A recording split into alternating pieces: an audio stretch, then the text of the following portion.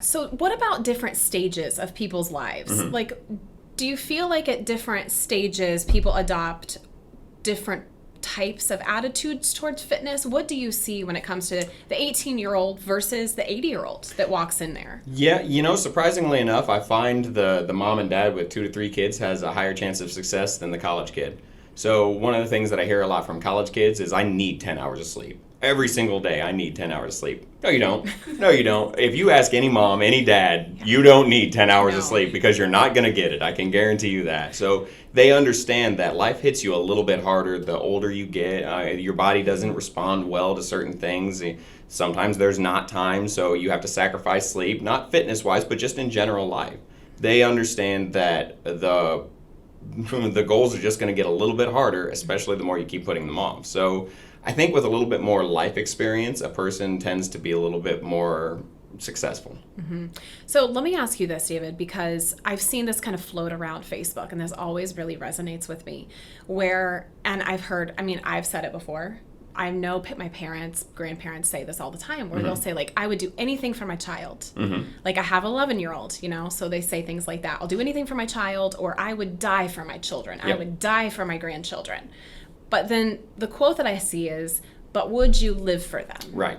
Like, Right. And I think about that where, you probably have people that it took having kids before they decided, man, I really do have a reason I need to get healthy. Or having grandkids that they were like, I want to be around and be an active grandparent. Yep. So can you talk to us a little bit about that? Because not everybody is coming in to be a bodybuilder. Right. It's just about the subtle, tiny little changes of, I want to set a good example. I want to be a mentor to my kids, or I don't want to be in a position where I pick my kid up and I strain my back. But I think it's a firm way to look at it, like, if you think misery loves company, so does positivity. I mean, your kid really is going to reflect almost every single action you have. So if they see you being down and grumpy and coming home, I hate my job and I hate this and I'm going to sit in the chair and I'm miserable, that's what they're going to grow up and expect life to do to them. But if you come in every single day and you're a bundle of energy, you play with your kid, you help them with their homework, and you're excited, and you try and help them with exercise and fitness, they're going to feel like that's just the normal way of life. To piggyback off of that, I always feel like growing up there is like rules that I've tried to abolish in my household. So one of those is like the no balls in the house type of thing, or like take that outside or go play outside or something like that. Because I feel like having an 11-year-old, like Jack is a very energetic kid, and I noticed that when we are doing activities, that is when he is the most talkative.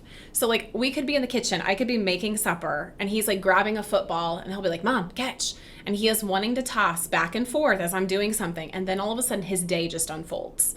And he talks about what's going on at school and what's going on with his friends and all these dreams and thoughts. And I think that there is a type of decompression that happens when a person is able to like do something fitness wise, And I don't think that we would achieve that. And I don't think he would be that way if we were just sitting on the couch. Yep. I really don't. And I know that some families still do like family dinners and whatnot, like sitting at a dining room table.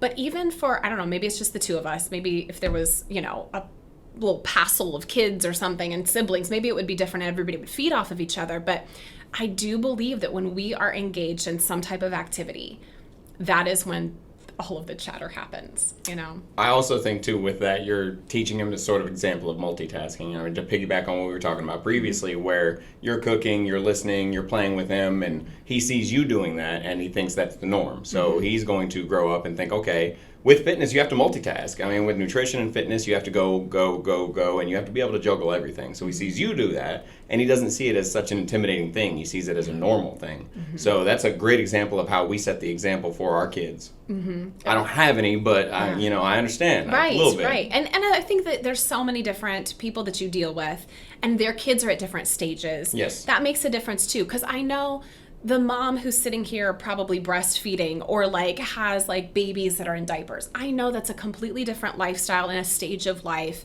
than me being able to have Jack at 11 who is able to go and do, right.